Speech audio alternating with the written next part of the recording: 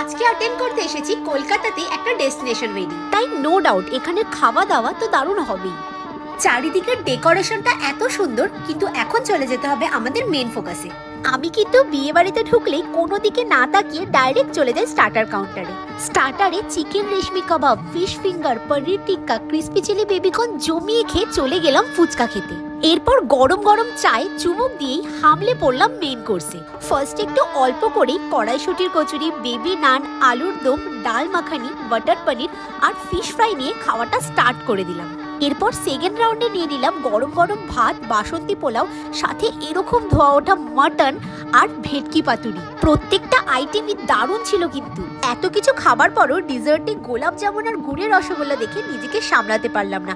শেষে আইসক্রিম আর মকটেলে গলা ভেজাতে ভেজাতে ভাবলাম যে তোমাদেরও বলে দিই, এই বিয়ে বাড়িটা ছিল পল্লী বাংলা রিসর্টে। রিসর্টটা এত সুন্দর যে পুরো ডেস্টিনেশন ওয়েডিং এর